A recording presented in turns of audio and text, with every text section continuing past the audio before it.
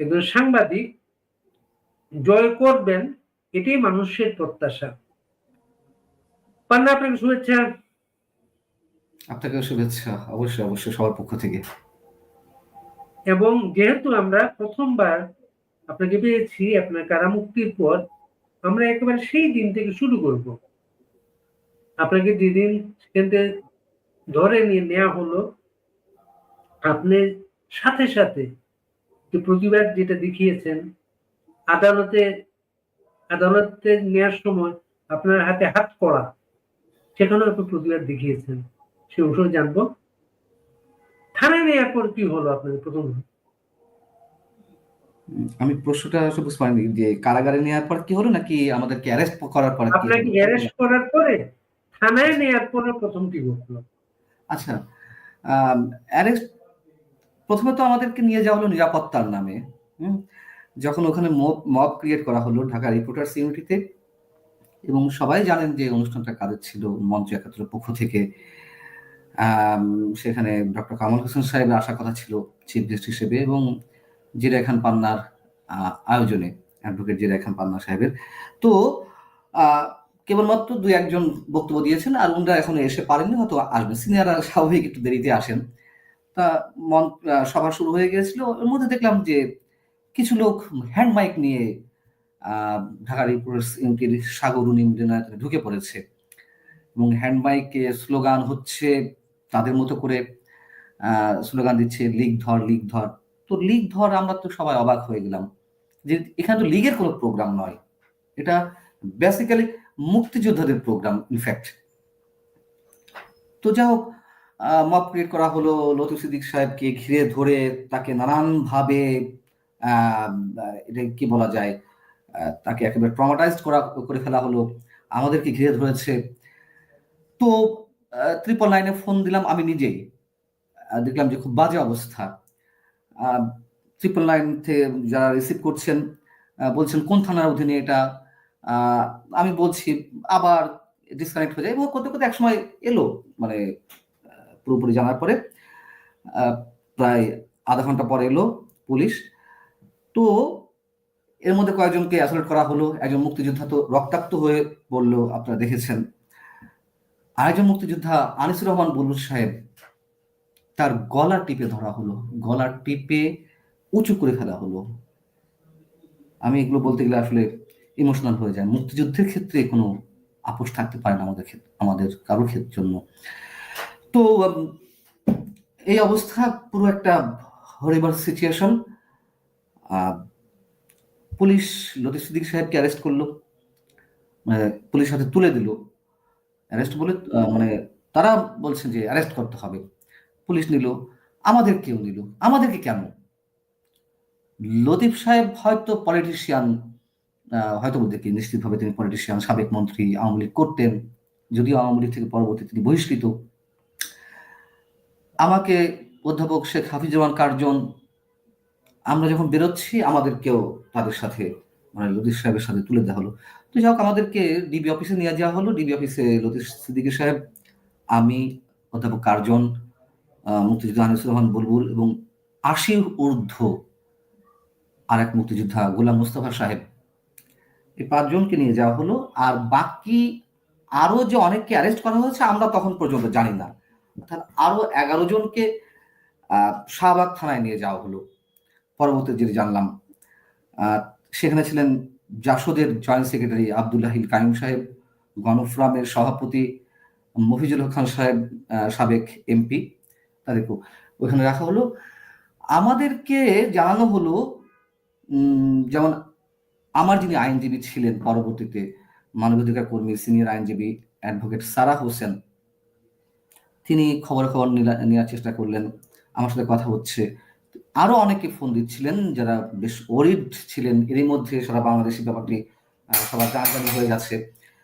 তো আমাদেরকে বলা হয়েছে যে ছেড়ে দেওয়া হবে, জাস্ট জিজ্ঞাসাবাদের জন্য। একে একে করে সেখানকার ডিবির যিনি ঊর্ধ্বতন কর্মকর্তা, তার রুমে নিয়ে যাওয়া হচ্ছিল। আমরা যত জানি যে আমাদেরকে ছেড়ে দেওয়া হবে, এবং যারা খোঁজ খবর নিচ্ছিলেন তারাও বললেন যে না, সমস্যা নেই, ছেড়ে দেওয়া হবে নিরাপত্তার জন্য, ওইখান থেকে মব থেকে বাঁচানোর জন্য। আমাদেরকে নিরাপত্তা দিতে ডিবি হেফাজতে নেওয়া হয়েছে। রাত 9:30-10টার দিকে আমাদের কাছ থেকে ফোন সিজ করে নেওয়া হলো, সেলফোন। কেন? আপনারা আন্ডার অ্যারেস্ট। আমাদেরকে দুপুর 12:30টার দিকে ডিবি অফিসে নিয়ে যাওয়া হলো। 12:30 রাত, দুপুর 12:30 থেকে রাত 10টা পর্যন্ত আমরা জানি, 10টা কিছুক্ষণ আগ পর্যন্ত, যে আমাদেরকে ছেড়ে দেওয়া হবে, কিন্তু 10টার সময় এসে বলা হলো ফোনগুলো দেন। এই হচ্ছে অবস্থা। এবং এরপর তো তার পরের দিন আদালতে নেওয়া হলো, এগুলো আপনারা জানেন সবকিছু। সেখানে রিমান্ড বলছি, মানে জামিন নামঞ্জুর করা হবে, এটা আমরা সবাই নিশ্চিত। এই হচ্ছে প্রারম্ভিক অবস্থা। তারপরে তো কেরানীগঞ্জে পাঠানো হলো, আমরা মামা বাড়ি গেলাম, দুধ ভাত খেতে থাকলাম মাসের পর মাস।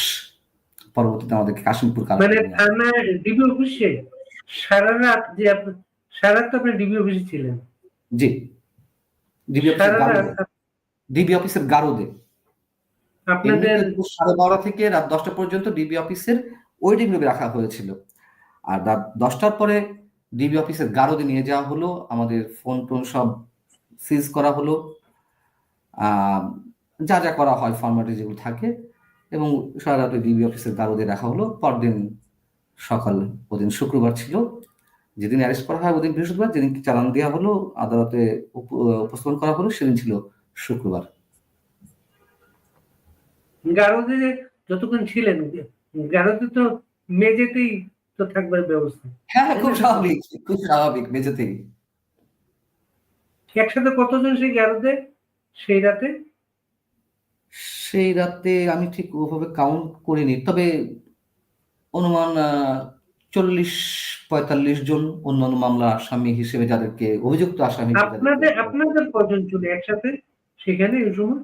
আচ্ছা, পরবর্তীতে দেখলাম যে, আমি একটু আগে বলছিলাম যে শাহবাগেও যে কাউকে কাউকে আটক করে নিয়ে যাওয়া হয়েছে, পরবর্তীতে দেখলাম যে আমাদেরকে যখন নিচে নিয়ে যাওয়া হলো কিছুক্ষণ পরে ওই অনুষ্ঠানে যারা উপস্থিত ছিলেন, যেমন আমি বলছিলাম আব্দুল হিল কাইম জাফর জয়েন্ট সেক্রেটারি, আহ আরো অনেকে ছিলেন, আরো 11 জনকে নিয়ে আসা হলো। আমরা ছিলাম 5 জন, আরো 11 জনকে নিয়ে আসা হলো।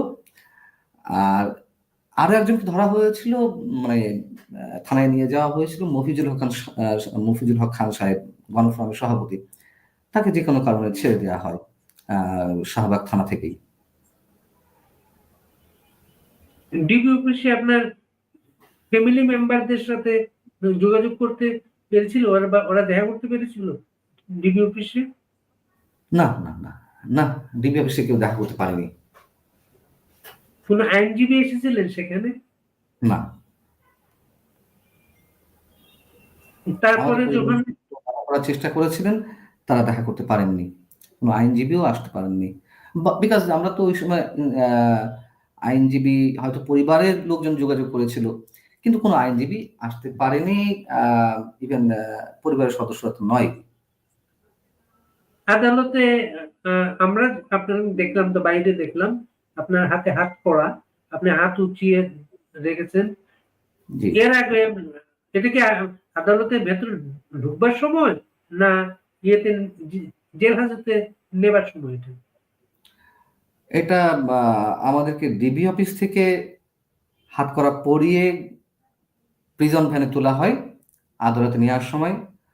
আদালতে নেওয়ার পথে, তার আগে তো গারদে রাখা হয় আদালতে তোলার আগে। তখন জাজ সাহেব কখন আসবেন তা তো ঠিক নেই, গারদে রাখা হয়।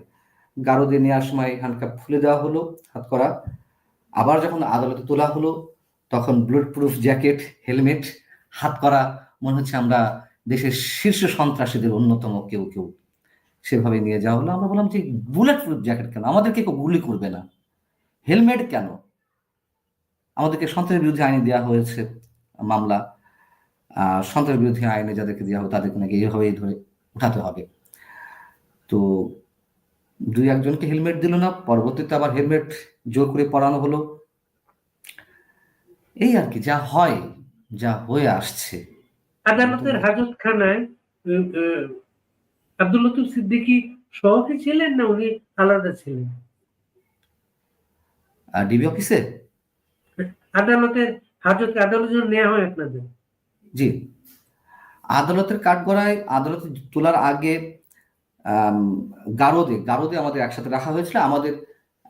পাঁচজন আমাদের পাঁচজনকে সম্ভবত লতিফ সিদ্দিকী সাহেব, শেখ হাফিজুর রহমান কার্জন, আমি এবং সম্ভবত মুক্তিযোদ্ধা আনিসুর রহমান বুলবুল, অর্থাৎ ওই ডিবি অফিসে যে পাঁচজনকে নেওয়া হয়েছিল ওই পাঁচজনকে একসাথে রাখা হয়েছিল গারদে আলাদা। তারপর তো আদালতে তোলা হয় লতিফ সিদ্দিকী সাহেব সহ। আদালতের প্রসিডিংসে কি বলা আপনাদের ব্যাপারে? আমাদের প্রসিকিউটর ওইখানে আদালতে আপনাদের উপস্থাপনের সময় সরকার পক্ষ কি অভিযোগ সেগুলো উত্থাপন করে? আচ্ছা, যেটি মামলার নথিতে উল্লেখ করা হয়েছে, মামলা এজাহারে উল্লেখ করা হয়েছে, সেটাই তো তারা বলছে যে আমরা সরকার উৎখাতের ষড়যন্ত্র করছিলাম। কি হাস্যকর, কি পিকুলিয়ার, কি মানে এটাকে কি বলা যায়, আমার ঠিক এই মুহূর্তে শব্দগুলো আসছে না। পরিহাসের বিষয়, তামাশার বিষয়, আমি তামাশা শব্দটা ইউজ করবো। যারা মব ক্রিয়েট করলো, যারা মানুষকে রক্তাক্ত করলো, যারা মুক্তিযোদ্ধাদেরকে গলা টিপে উঁচিয়ে ধরলো, তাদের কিছু হলো না। যারা সন্ত্রাস করলো তাদের কিছু হলো না। যাদের উপরে মব ক্রিয়েট করা হলো তাদেরকে দেয়া হলো সন্ত্রাস বিরোধী আইনের আসামি হিসেবে অভিযুক্ত করে। আমি তো এখন রাষ্ট্র কর্তৃক খেতাবপ্রাপ্ত সন্ত্রাসী, তাই না? এক হিসেবে, যেহেতু সরকার উৎখাতের ষড়যন্ত্র আমরা করছিলাম। কি অদ্ভুত, মানে ঢাকা রিপোর্টার্স ইউনিটির মতন প্রকাশ্য জায়গায়, যে সাংবাদিকদের একটা প্ল্যাটফর্ম, দেশের দুটি প্ল্যাটফর্ম বললে তো একটা তো রিপোর্টার্স ইউনিটি সারা বাংলাদেশের মধ্যে, একটা জাতীয় প্রেস ক্লাব আর একটা রিপোর্টার্স ইউনিটি। প্রেস ক্লাব বিভিন্ন জায়গায় আছে, কিন্তু মূল ভেন্যু একটা তো, সাংবাদিক ক্লাব বলতে। সেখানে প্রকাশ্যে একটা অনুষ্ঠান মুক্তিযুদ্ধ এবং সংবিধান বিষয়, মুক্তিযুদ্ধ এবং সংবিধান বিষয় তো আরো অনেকে প্রোগ্রাম করছে, কথা বলছে। কেন এই মুক্তিযোদ্ধাদের অনুষ্ঠানে মব ক্রিয়েট করা হলো এবং তাদেরকে হেফাজতে রাখা হলো, তাদেরকে সব ধরনের নিরাপত্তার মধ্যে রাখা হলো? মুক্তিযোদ্ধাদেরকে রক্তাক্ত করার পর মুক্তিযোদ্ধাদেরকে সন্ত্রাস বিরোধী আইনে জেল হাজতে প্রেরণ করা হলো, যে সূর্য সন্তানেরা এদেশকে স্বাধীন করেছে। ওই অনুষ্ঠানে হাফিজুর রহমান কার্জন ছাড়া কেউ তো বক্তব্য রাখে নাই। কার্জনের বক্তব্যের পরেই তো সমস্যাটা তৈরি হয়। না, আমি একটু বলি। প্রথমে বক্তব্য দিচ্ছিলেন একজন মুক্তিযোদ্ধার সন্তান সম্ভবত, বা মুক্তিযুদ্ধ বিষয়ক কোনো সংগঠনের কেউ একজন, আমি ঠিক ভালো করে চিনি না। পরবর্তীতে অধ্যাপক হাফিজুর রহমান কার্জন তিনি বক্তব্য দেন। তার বক্তব্য শেষ হয়েছে, ওখানে উপস্থিত ছিলেন প্রথম আলোর যুগ্ম সম্পাদক আমাদের বড় ভাই সোহরাব হাসান, সিনিয়র সাংবাদিক সোহরাব হাসান ছিলেন ওখানে, ছিলেন সাংবাদিক মাহবুব কামাল যুগান্তরের। তো সাংবাদিক মাহবুব কামালকে যখন মঞ্চে ডাকা হচ্ছিল, উনি এলেন, কথা বলা শুরু করেছিলেন। ওই সময় এই মবটা ক্রিয়েট করা হয়। একদল, আমি চিহ্নিত বলবো অনেকটাই, কারা আপনারা বুঝতেই পারছেন। আমি এই কথাটা তুললাম এই কারণে,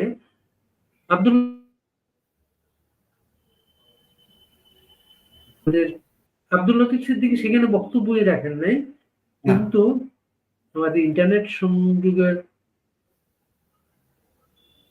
রাখেন নাই। মামলায় বলা হয়েছে, প্রসিডিংসে বলা হয়েছে তিনি বক্তৃতায় সরকার উৎখাতের এই বলেছেন, অথচ বক্তৃতা রাখেন নাই। উনি কোনো কথাই বলেননি। উনি এসেছেন, ওনাকে মঞ্চে ডাকা হয়েছে অতিথি মানে সারিতে, সেখানে উনি বসা ছিলেন। এ পর্যন্তই। উনি নট এ সিঙ্গেল ওয়ার্ড আটার্ড। মানে যিনি মামলাটা লিখেছেন তিনি জানেন উনি আব্দুল লতিফ সিদ্দিকী কি বলতে পারতেন, উনার মগজে তিনি প্রবেশ করেছেন, কি বলতে পারতেন সেইটা উনি লিখেছেন মামলায়। ভালো তো, স্ক্রিপ্ট আগে থেকে লিখে রাখা। আচ্ছা পান্না, শুনেন, আপনি তো অনেক দিন যাবত অনুষ্ঠান করছেন, আপনার কি মনে হয় কোন বিশেষ কোন অনুষ্ঠানের কারণে অথবা সামষ্টিকভাবে আপনার কার্যক্রমের কারণে আপনার উপর বিক্ষুব্ধ হয়ে এই ধরনের ভূমিকা নেওয়া হয়েছে? মনে করা যথেষ্ট যুক্তিসঙ্গত কারণ রয়েছে, তার কারণ এগুলো অলরেডি রেকর্ডেড।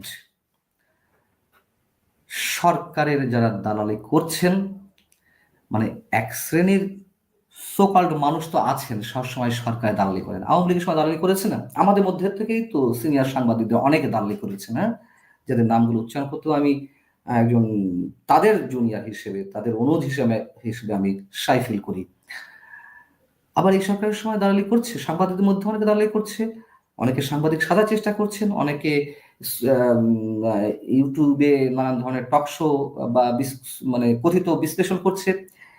তো এগুলো তো অলরেডি রেকর্ডেড। আমার নামে অসংখ্য কন্টেন্ট ক্রিয়েট করা হয়েছে, টক শোতে বলা হয়েছে মঞ্জুরাম পান্নাকে গ্রেপ্তার করা হোক। তো এবং তারা চিহ্নিত কারা তারা। সরকারের সমালোচনা সাংবাদিকরা করবে, এটাই তো স্বাভাবিক, সাংবাদিকের কাজই তো সেটা, সরকারের ভুল ত্রুটি ধরিয়ে দেওয়া এবং সেগুলো নিয়ে সমালোচনা করা, প্রেশার ক্রিয়েট করা সাধারণ মানুষের পক্ষ থেকে, গণমানুষের পক্ষ থেকে। এবং সেই জায়গা থেকে অসংখ্য কন্টেন্ট হয়েছে, বেশ কিছু মানুষ একত্রিত হয়ে, এবং কাদের ইন্ধনে তারা করছে, কোত্থেকে করছে, এগুলো মোটামুটি আমরা জানি।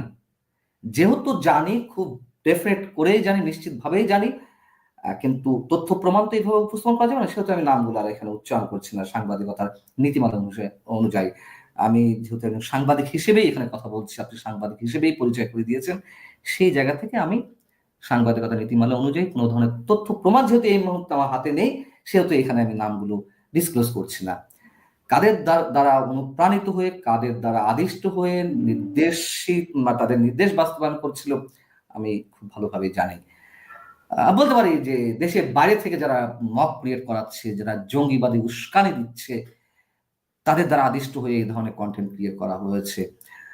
আমাকে আমার বিরুদ্ধে বলা হচ্ছে যে তাকে গ্রেপ্তার করা হয় না কেন, তার ব্যাংক ব্যালেন্স চেক করা হয় না কেন, টাকা কোত্থেকে আসে। শুধু আমি নই, সিনিয়র সাংবাদিক মাসুদ কামাল, সিনিয়র সাংবাদিক আনিস আলমগীর, যারা একটু মানে গতানুগতিক সাংবাদিকতার বাইরে এসে তারা সত্য বলার চেষ্টা করেন, যারা আব্দুল তুষার সম্পর্কেও বলা হচ্ছে, গণমাধ্যম ব্যক্তিত্ব, এম এ আজিজ সম্পর্কেও বলা হচ্ছে, সিনিয়র সাংবাদিক, তিনি বিএনপি মন্ত্রী সাংবাদিক, সবাই জানি আমরা, আওয়ামী লীগ এর মোটামুটি বিরুদ্ধে।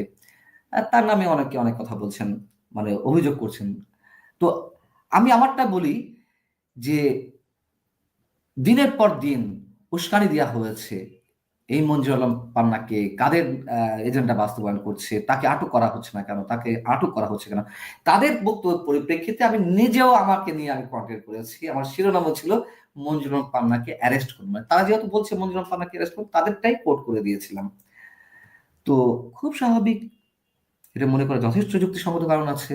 যেখানে সরকারের পক্ষ থেকে বলা হচ্ছে স্বাধীন বাংলাদেশের ইতিহাসে নাকি এখন সাংবাদিকতার উৎকৃষ্ট সময় চলছে, মানে সর্বোৎকৃষ্ট সময় চলছে, এই তার নমুনা।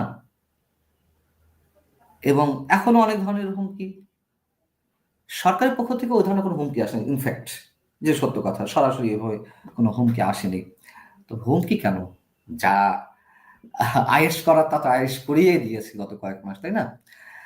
এবং আচ্ছা পান্না, এটা কি এমন এমন হতে পারে পান্না, মনে করেন শেখ হাসিনা সরকারের পতনের আগে আপনার রোলটা পরে শিফট করছেন আপনি, এতে কি ওরা ক্ষুব্ধ হয়ে আপনাকে? ফজল ভাই, আমি বিনয়ের সঙ্গে বলতে চাই, আপনি যে শব্দটা ইউজ করলেন হয়তো স্লিপ অফ টাং আপনার ক্ষেত্রে, আপনার জন্য হয়ে গেছে। শিফট শিফট করার তো বিষয় নয়, বিষয় হচ্ছে আমি যদি একজন প্রকৃত সাংবাদিক তারা হয়ে শিফট মনে করেছে কিনা, তারা তারা মনে আপনাকে করেছে, হুমকি দিচ্ছিল, তারা বিষয়টাকে শিফট মনে করেছে কিনা? হ্যাঁ হ্যাঁ, তারা মনে করতে পারে। যেমন আওয়ামী লীগের সমালোচনা করেছি অনেকে, আওয়ামী লীগের যারা হাইব্রিড বলি বা সোকল্ড অতি উৎসাহী বলি, তারা বিএনপি জামাতে দালাল বানিয়ে দিয়েছিল আমাকে, আমারও তো আরো অনেককে। আবার এই সরকারের দালাল যারা, তারা আবার আমাদেরকে ফ্যাসিবাদের দালাল বানিয়ে দিচ্ছে। যেমন আমি আপনাকে বলতে পারি, এগুলো তো রেকর্ডেড। শুধুমাত্র বঙ্গবন্ধুর মৃত্যুবার্ষিকীতে শোক জানিয়ে স্ট্যাটাস দেওয়ার কারণে অনেক সিনিয়র সাংবাদিক, তারকা, চিত্র তারকা, ক্রীড়া জগতের অনেকের সাথে আমাদেরকেও, তার মধ্যে আমার নামও ছিল, প্রথমে বানিয়ে দেওয়া হলো। এর আগে বলা হলো ফ্যাসিস্ট, ফ্যাসিস্টের দোষর, তারপরে বানানো হলো কালচারাল ফ্যাসিস্ট। হ্যাঁ, শুধুমাত্র বঙ্গবন্ধুর মৃত্যুবার্ষিকীতে শোক প্রকাশ করার কারণে বা শ্রদ্ধা নিবেদনের কারণে ফেসবুক স্ট্যাটাসের মাধ্যমে কালচারাল ফ্যাসিস্ট বানানো হলো। তো প্রথমে ফ্যাসিস্টের দোসর, এরপরে কালচারাল ফ্যাসিস্ট, এরপরে সন্ত্রাসী, সরকার উৎখাতে ষড়যন্ত্রকারী হিসেবে আমাদেরকে আখ্যায়িত করা হলো, অভিযুক্ত করা হলো। এবং একজন লিখেছেন এখানে আপনার যে আপনি 4-5 দিন আগে লাইভ প্রোগ্রামে আপনি আশঙ্কা করেছিলেন আপনাকে যেগুলো সময় গ্রেপ্তার হতে পারে, ঠিক তার 5-6 দিনের মধ্যে আপনাকে গ্রেপ্তার করা হবে। জি, এরকম আশঙ্কা আমি করছিলাম, আমার মতো আরো অনেকেই করছেন, নিশ্চয়ই করেছেন, এখনো অনেকে করছেন, এবং সাধারণ মানুষ তাদেরকে নিয়ে উদ্বিগ্ন। এটা তো লুকোচুরি কিছু নেই। আচ্ছা, এখন আমরা ওইদিকে একটু যাই, যে জীবনটা একেবারেই জানি না।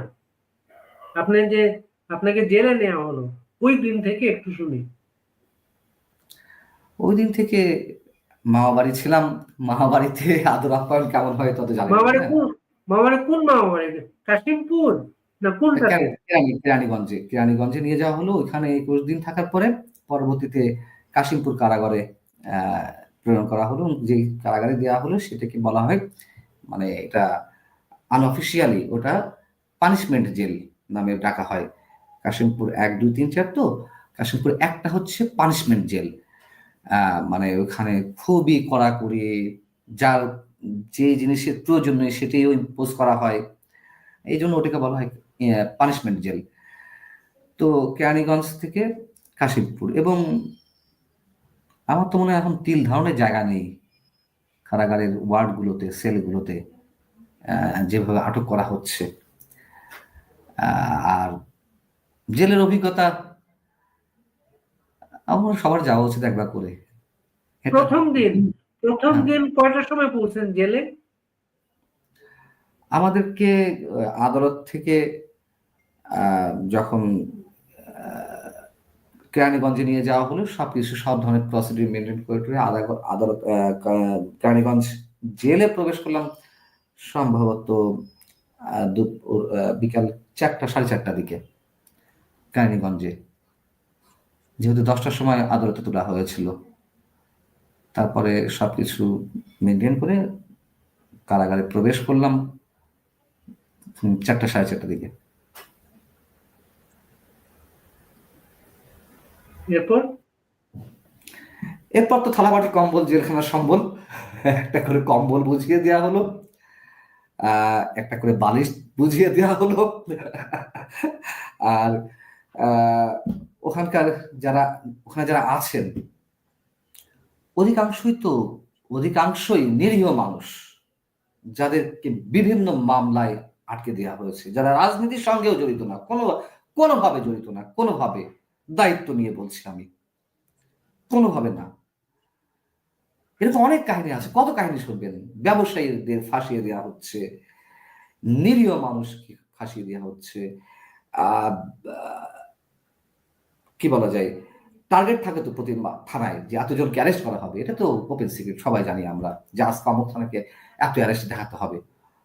তো সবজি বিক্রেতা রাস্তা থেকে তুলে নিয়ে আসা হচ্ছে, জামিন করাতে পারছে না, জামিন হচ্ছে না।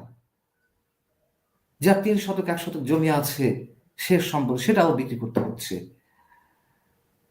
মানে এগুলো এগুলো প্রথম আপনি দিন সারা আপনাদের যেখানে নেওয়া হলো, আপনারা সবাই কি একসাথে ছিলেন যাদেরকে না, একসাথে ছিলেন? না একসাথে ছিলাম না ওখানে। আম, যেমন আমাদের 16 জনকে তো নেওয়া হলো, আহ, ওখানে ভাগ ভাগ করে দেওয়া হয়েছিল আর কি। ওখানে কয়েকটা ভবন আছে, মানে সে শাপলা একটা ভবন, শাপলা নাম করে বনফুল ভবন, আমাকে রাখা হলো বনফুল ভবনে 3-9 সেলে, সেল নম্বর 3-9। আহ, আবার দেখা যাচ্ছে আরো কয়েকজনকে ওই ভবনে দেওয়া হলো। আবার লতিফ সিদ্দিকী সাহেব, তাকে ডিভিশন দেওয়া হলো, তাকে আলাদা ভবনে নিয়ে যাওয়া হলো, সাবেক মন্ত্রী হিসেবে তিনি ডিভিশন পেলেন। আবার আরো অনেককে শাপলা ভবনে দেওয়া হলো, অন্য ভবনে দেওয়া হলো, এভাবে ভাগ বাটোয়ারা করে বিভিন্ন জায়গায় দেওয়া হলো। আপনাকে ডিভিশন দেওয়া হয় নাই? না, আমি তো আর তেমন কেউ নই যে আমাকে ডিভিশন দেওয়া হবে। আমি তো সাংবাদিক তো বাংলাদেশের কর্তৃপক্ষের কাছে সাংবাদিক তো এমন কোনো চরিত্র না তাকে ডিভিশন দিতে হবে। তাই, নিশ্চয় না, নিশ্চয় না। ছাপোষা সাংবাদিক তার উপর আবার। এই এই যে কয়েকজন একসাথে অ্যারেস্ট হলেন, তাদের কেউ কি ছিলেন আপনার সাথে? হ্যাঁ, ছিলেন ছিলেন, ওই ওই ভবনেই ছিলেন, অন্য সেলে ছিলেন। দেখা সাক্ষাৎ হতো, আচ্ছা। দেখা সাক্ষাৎ মানে হতো। আপনার ছেলে ছিলেন না? আমার ছেলে, আমি বাদে আমার যারা মানে মামলার অন্য অন্য যারা আসামি, তাদের মধ্যে কেউ ছিল না। অন্য মামলার আসামিরা ছিল। আমাদের রুমে আমরা এখানে 4 জন ছিলাম। সেলটা তো ছোট। মেঝেতে থাকতেন না? অবভিয়াসলি মেঝেতে মেঝেতে। এখানে তোরা বক্স কাট দেওয়া হবে না। না, চারজন তো, চারজন এত ছোট সেলের কথা আমি শুনি নাই কিন্তু। বড় সেল, যা আমার একটা অভিজ্ঞতা আছে, অনেক বড় জি। সেল থাকে সেটা। চারজন তো খুব ছোট সেল সেটা। হ্যাঁ, মানে কেরানীগঞ্জ সেলটা, এখানে সম্ভবত শেখ হাসিনা এই কারাগারটি বানিয়ে গিয়েছিলেন। আমরা তো আর কোনো দলের না, হয়তো তার দলের এখন যারা কারাভোগ করছেন সম্ভবত তাদের জন্যই বানিয়ে দিয়ে গেছেন। আমি একটু মজা করে বলছি আর কি। এই কারাগারটা একটু উন্নত, কেরানীগঞ্জ কারাগারটা। ওখানে মোটামুটি সেল সিস্টেম, ওয়ার্ডও আছে খুব কম। আবার দেখা যাচ্ছে যে পরবর্তীতে কাশিমপুর কারাগার যেখানে নিয়ে যাওয়া হলো, ওখানে আবার ওয়ার্ড বেশি, এক এক ওয়ার্ডে। আমি যখন প্রথম যাই সেখানে তখন ওয়ার্ড ছিল, সেল পার্থক্যটা সেটা। হ্যাঁ, ওয়ার্ডে দেখা যাচ্ছে 15 টয়লেট 16 তো, 17। টয়লেট তো ভেতরেই, টয়লেটটা তো ভেতরেই। ভেতরে ভেতরে 100 150 মানুষের জন্য 2টো টয়লেট। তো আর বললাম তো যে তিল ধারণের জায়গা এখানে নেই। এখন তো কাশিমপুর কারাগারে তো মানে ওই দিন ওই দিন ওই দিন কি রাতে রাতের খাবারটা কি ছিল ওই দিন? রাতের খাবার, খাবার সম্বন্ধে জানতে চাচ্ছেন? খাবার, মনে করেন সকালে লাল আটা রুটি, আহ, আর হয়তো সবজি। দুপুরে হয়তো আহ, দুপুরে রাতের জন্য সব ফ্রাই করা থাকে, সে মুরগির ফ্রাই, এটুকু এটুকু সাইজ মুরগির মাংস, অথবা মাছ, সে তেলাপিয়া হোক কিংবা পাঙাশ হোক, তার এক টুকরো মাছ। এগুলো ফ্রাই করা, ফ্রাই করার কারণও আছে, কারণ ওই যে ওই রান্না করে ঝোল টোল এটা ভেঙে দিয়ে যাবে, এটা ভেঙে যাবে তো ফ্রাই ভেঙে করে যাবে, তারা। ডিস্ট্রিবিউশনের সমস্যা হয়, এটা সত্য কথা। তো ওই যে এক টুকরো মাছ আর ভাত, সাথে ডাল, দুপুর এবং রাত্রে এই সিস্টেম। আর সকালে তো রুটি আর সবজি। এখন কেউ কেউ ফাইলের খাবার, এগুলোকে বলে ফাইলের খাবার, অর্থাৎ ফাইল মানে ফাইলে বসিয়ে টানা, মানে 4 4 ফাইল করে সব বন্দিরা বসে, তখন তাদের সামনে এগুলো দিয়ে দেওয়া হয়, অর্থাৎ সরকারি খাবার। আবার অনেকে আছেন যে খাবার কিনে খেতে পারেন, ওর মধ্যে ক্যান্টিন সিস্টেম আছে। ক্যান্টিন মানে তারপরে এই তাই বলে এই নয় যে টেবিল চেয়ার আছে সেখানে বসে আমি কিনে খাচ্ছি। মানে সেল সিস্টেম, সেলে আপনি টোকেন মানে টাকা দিচ্ছেন, টোকেন দিচ্ছেন, টাকা তো না, ওখানে পিসি বলে। এক একজন নামে অ্যাকাউন্ট থাকে, এটা অনেক আগে থেকে হয়ে আসছে। অ্যাকাউন্ট থাকে, ওই অ্যাকাউন্টে আপনার পরিবারের সদস্য বা আমার পরিবারের সদস্যরা টাকা দিয়ে আসছেন, সেই অ্যাকাউন্ট থেকে আপনি আহ, খাবার কিনে খেতে পারছেন। হয়তো মুরগির মাংস রয়েছে, মাছ রয়েছে, ডিম রয়েছে, সবজি রয়েছে। সবার তো আর কিনে খাওয়ার সাধ্য থাকে না। মানে আপনি কি আহ, এই খাবারই খেতেন না কিনে খাবার চেষ্টা করতেন? না, আমি কিনে খাওয়ার চেষ্টা করতাম। কোন রাজবন্দি ছিল আপনার সাথে, রাজনৈতিক কারণে বন্দি আপনার ওই সেলে?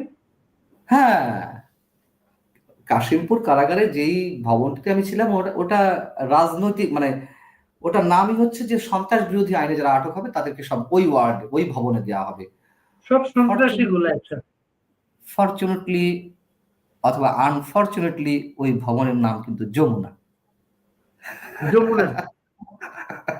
আমি কি কারণে বলছি নিশ্চয়ই বুঝতে পারছেন।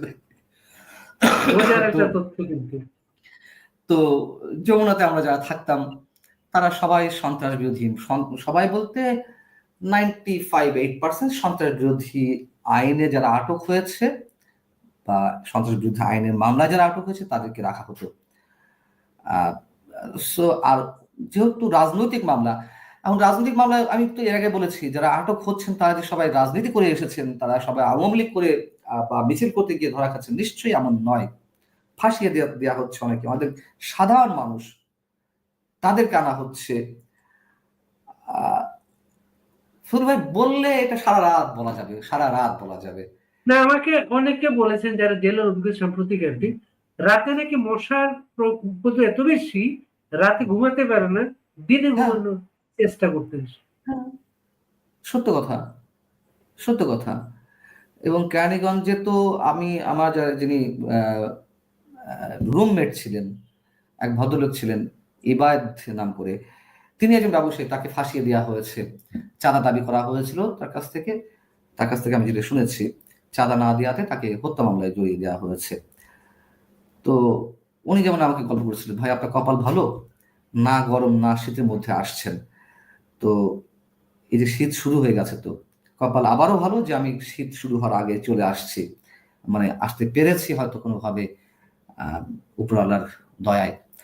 তো মানে এই সময় নাকি এই পরিমাণ মশা, যে 3 তলাতে যে রুমে ছিলাম, হাত দিয়ে মারলে মোটামুটি 4-5টা মশা হাতের মধ্যে চলে আসে, এই পরিমাণ মশা। মোট কতদিন ছিলেন আপনি জেলে? আমি 2 মাস 17 দিন। মানে সময় কাটাতেন কিভাবে, কি চিন্তা করেন? হুম, খুব মানে কোশ্চেনটা খুবই কি বলবো, খুবই গুরুত্বপূর্ণ। অনেকের কাছে হয়তো না।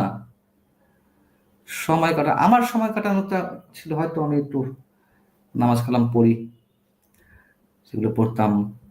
কোরআন শরীফটা ভুলে গিয়েছিলাম, কোরআন শরীফটা ওখানে অনেকে আছে বন্দীদের মধ্যে যারা বেশ আহ, কোনো কোনো জায়গায় ইমামতি করতেন বা কোরআনে হাফেজ, তাদের কাছে একটু তালিম নিলাম। এটা একটা অ্যাচিভমেন্ট, এটা শিখেছি, থ্যাঙ্কস গড, এটা বলতে হবে আর কি। আর ওখানে টিভি আছে, টিভি আছে। সবচেয়ে জনপ্রিয় যে চ্যানেল বাংলাদেশের, বিটিভি শুধু দেখা যায়। আর বিটিভি, টি স্পোর্টস, সবচেয়ে জনপ্রিয় টিভি, হ্যাঁ। আর টি স্পোর্টস আছে খেলাধুলা চ্যানেলটা, এই আর কি। আর পত্রিকা ঢোকে, দুর্দান্ত জনপ্রিয় পত্রিকা আমার দেশ। আমার দেশ। দুর্দান্ত জনপ্রিয় পত্রিকা, মানে ওখানে তো চুজ করার কোনো অপশন নেই। 2টো পত্রিকা ঢোকে, 3টে পত্রিকা ঢোকে, আমার দেশ, যুগান্তর এবং ইত্তেফাক। যা যা পছন্দ সবাই তো রাখে না, হয়তো কোনো কোনো শ্রেণী রাখছে, নিয়ে আবার শেয়ার করে ভাগাভাগি করে পড়া হয়। তো এই আর কি। আর সময় কাটানো,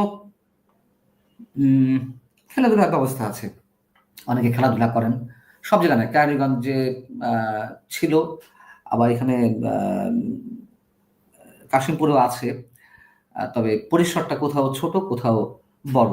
কেরানীগঞ্জে তো মানে খুবই, আমি বলবো যে এটা ব্যবস্থা এখনো পর্যন্ত মোটামুটি ভালো আছে, মোটামুটি খুব বেশি ওয়েল ফার্নিশড বা ওয়েল ডিজাইন বা রাজকীয় স্টাইলে চলছে আমি সেটা বলছি না। মানে কারাগার যা বলতে যা বোঝায়, তার মধ্যে নতুন কারাগার হিসেবে কেরানীগঞ্জটা মোটামুটি ভালো। মানে যদি কম্পেয়ার করা যায় কাশিমপুর এবং কেরানীগঞ্জের সাথে, তো কেরানীগঞ্জ রিসোর্ট আর কাশিমপুর তো কাশিমপুর। আর আমার সময় কাটানোটা আসলে মানুষের গল্পগুলো শুনতাম, এত গল্প, এত গল্প। আমি একটু আগে বলছিলাম, হয়তো কথা শেষ করতে পারিনি, প্রত্যেক পুরুষেরই অন্তত অন্তত মহিলা না হোক, প্রত্যেক পুরুষের একবার জেলে যাওয়া উচিত অভিজ্ঞতা সঞ্চয়ের জন্য হলেও। আপনি বিস্তর অভিজ্ঞতা সঞ্চয় করতে পারবেন, মানে মানুষের আহাজারিটা জানতে পারবেন, হাহাকারটা জানতে পারবেন, কি দুর্দশার মধ্যে মানুষ আছে, কি মিথ্যা অপবাদ নিয়ে মানুষ আসছে। আমি বলছি না নিশ্চয়ই যারা শুধুমাত্র নিরপরাধ তারাই জেলে যাচ্ছে, আছে অবশ্যই যারা অপরাধ করেছে, দুর্ধর্ষ অপরাধ করেছে, তারা তো আছেনই। কিন্তু প্রত্যেক মানুষের জীবনে তো এক একটা উপন্যাস, সেই উপন্যাসগুলো সম্বন্ধে ভালো করে জানা যায়। আর একটা আশঙ্কা, একটা আতঙ্ক তো ছিলই, কবে ছাড়া পাবো, কবে পরিবার পরিজনের সন্তানের কাছে, স্ত্রীর কাছে ফিরে যেতে পারবো, আদৌ পারবো কিনা, এরকম একটা আশঙ্কা তো আছে। এবং আমি জানিয়ে রাখি, আমি এর উপর আলাদা একটা কন্টেন্টই করব।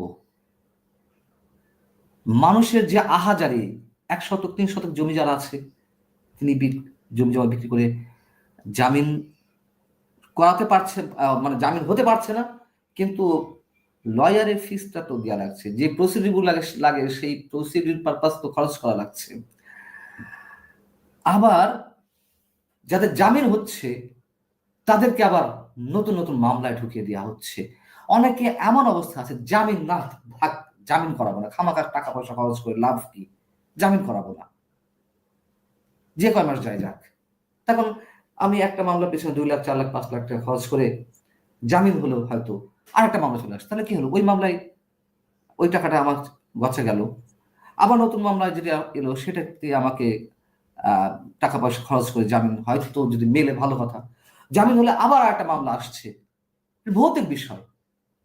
গায়েবী মামলা যেমন আওয়ামী লীগ আমলে হয়েছে, আওয়ামী লীগ আমলে যেমন গায়েবী মামলা হয়েছে, এটা যেমন সত্যি কথা, নিরাপরাধ মানুষ জেল খেটেছে, ওই সৌদি আরবে বা ডেনমার্কে বা আপনার দেশে রয়েছে, তার নামে মামলা হয়েছে, সত্যি কথা।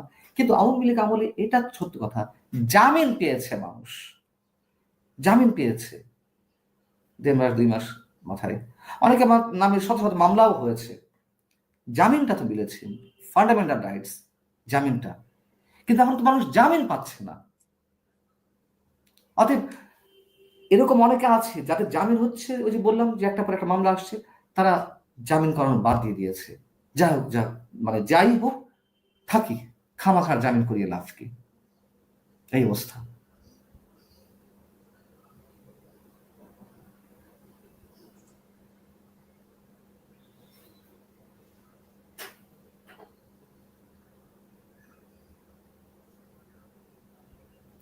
ফজল ভাই কি শুনতে পাচ্ছেন আমাকে? সাউন্ডে বলে একটু সমস্যা হচ্ছে না ইন্টারনেটে। জি, একটু প্রবলেম হচ্ছে। আপনি এই যে আহ, কার্জনের সাথে কার্জনের সাথে কখনো যোগাযোগ হয়েছে এই সময়টায়? উনি as as a professor of Dhaka university, উনি ডিভিশন প্রাপ্ত হয়েছেন। উনি আলাদা ভবনে ছিলেন। আটক হওয়ার পর থেকে তার সাথে আর আমার দেখা হয়নি, কথা হয়নি। আটক সাংবাদিক শাকিল টাকিল ওদের সাথে যোগাযোগ হয়েছে? না, ওরা অন্য ওনারা কারাগারে না বোধহয় ওদের? কাশিমপুর হাই সিকিউরিটি সেলে আছেন, হাই সিকিউরিটি কারাগার, কাশিমপুর 1 2 3 4।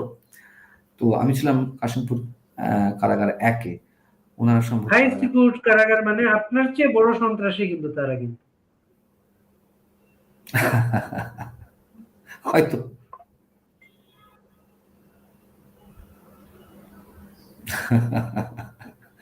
আচ্ছা, এইটা মনে মনে হতো কেন আপনার, যে আমি আদৌ বেরোতে পারবো কিনা, এটা কেন মনে হতো?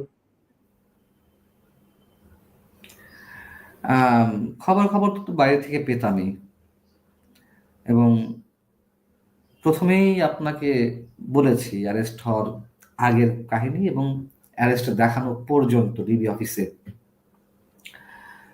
আমাদেরকে বলা হচ্ছিল, প্রথমে তো বলা হলো নিরাপত্তার নামে আমাদেরকে নিয়ে যাওয়া হচ্ছে, হেফাজতে রাখার নামে। তো হেফাজতে রাখার মত থেকে তোমরা আমাদেরকে আলাদা করে রাখবা, ঠিক আছে ভাই, দায়িত্বশীল মানুষ, তোমরা নিয়ে যাচ্ছ ডিবি হেফাজতে। হেফাজতে নিয়ে রাখার নাম করে দিয়ে দেওয়া হলো সন্ত্রাস বিরুদ্ধে আইনি মামলা। কখন দেওয়া হলো? রাত 10টায়। রাত 10টায় মামলা দেওয়া হয়নি, রাত 10টায় আমাদেরকে অ্যারেস্ট দেখানো হয়েছে।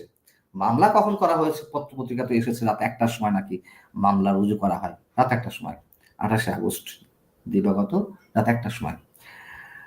তো আহ আপনি যেটা বললেন যে কেন মনে হয়েছে যে বেরোতে পারবো কিনা, তাহলে যখন চারিদিক থেকে খবর পাচ্ছিলাম এবং আমার সাথে কথা হচ্ছিল খুবই রেসপন্সিবল পার্সন সমাজের বিভিন্ন জায়গার, তারা তো আমাদেরকে নিয়ে ওরেড ছিলেন, তারা বিভিন্ন জায়গায় যোগাযোগ করছিলেন, তারা বলছেন যে না, ছেড়ে দেওয়া হবে, একটু সময় লাগছে।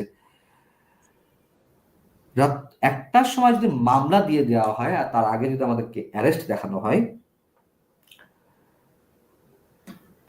তাহলে এই বিষয়টি তো আর পুলিশ করেনি। এই বিষয় নিশ্চয়ই অনেক উঁচু পর্যায় থেকে নির্দেশ আসাতে এটি বাস্তবায়ন করা হয়েছে। তারা কোন আইনে এক মামলা দিবে, এক মামলায় কি লেখা হবে, অথবা আদৌ ছেড়ে দেওয়া হবে কিনা, না ছাড়া হলে কিভাবে আটকের প্রক্রিয়া দেখানো হবে, এইগুলো তো অনেক কিছু করতে হয়েছে। তার মানে আচ্ছা আমরা পান্না, বুঝলাম একটা ব্যাপার আমি জানতে চাচ্ছি, আপনার কি মনে হচ্ছে আপনাদের মামলা দিয়ে অ্যারেস্টের সিদ্ধান্তটা কি আইন মন্ত্রণালয় থেকে এসেছে না যমুনা থেকে এসেছে? এটা আমি জানি না, তবে অনেক উপর থেকে হয়েছে এটা নিশ্চিত। অনেক উপর থেকে শীর্ষ পর্যায়ে থেকে এই নির্দেশটা সম্ভবত এসেছে। এটা স্পেসিফিক্যালি কোন জায়গা থেকে এটা আমি বলতে পারবো না।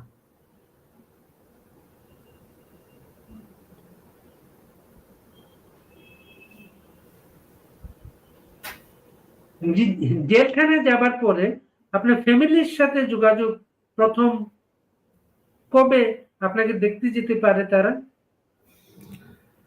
আমাকে বিশেষ জায়গা থেকে রিকোয়েস্ট নিয়ে আম, কারাগারে দেওয়ার পরের দিনই আমার ফ্যামিলি মেম্বাররা গিয়েছিল দেখা করতে। আহ, বিশেষ রিকোয়েস্টে, অনেক কষ্ট করে। কতদিন পরে? না, দেখা করতে গিয়েছিল। ইনফ্যাক্ট যে সত্য, আমাকে নিয়ে যাওয়া হলো। বৃহস্পতিবার তো আটক করা হলো, শুক্রবার আদালত করা হলো, শনিবার গিয়েছিল। শনিবার দেখা করতে গিয়েছিল। এখন এই বিশেষ রিকোয়েস্ট তো আসলে সবার দ্বারা সম্ভব হয় না, এটা হয়তো সত্য কথা। হয়তো সেরকম কোনো সুযোগ তৈরি করতে আমার পরিবার পেরেছিল বিধায় দেখা করতে গেছে। কিন্তু সবাই তো আর সময়, কারো কারো আহ, দেখা যাচ্ছে যে 10 দিন 15 দিন পরে দেখা করতে গেছে, আবার কেউ কেউ 2 দিন, কেউ কেউ 2 দিন 3 দিন পরে দেখা করতে গেছে। দেখা করার প্রক্রিয়াটা যেমন সন্ত্রাস বিরোধী আইনে যাদেরকে মামলায় জড়ানো হয়, আসামি করা হয়, তাদের ক্ষেত্রে আবার নিয়ম আছে 15 দিন পর পর দেখা করা যাবে, এর আগে না। আগে যেমন আমরা দেখেছি আহ, যে কোনো দিন যে কেউ আহ, মানে আসামির সাথে দেখা করতে পারে। আহ, সন্ত্রাস বিরোধী আইনে যারা, তাদের ক্ষেত্রে 15 দিন, আর সম্ভবত অন্য অন্য মামলা যারা আছে তাদের ক্ষেত্রে সম্ভবত এখন সপ্তাহে 1 দিন করা হয়েছে। কবে থেকে করা হয়েছে এটা আমি জানি না, তো এখন এই ধরনের সিস্টেম আর কি।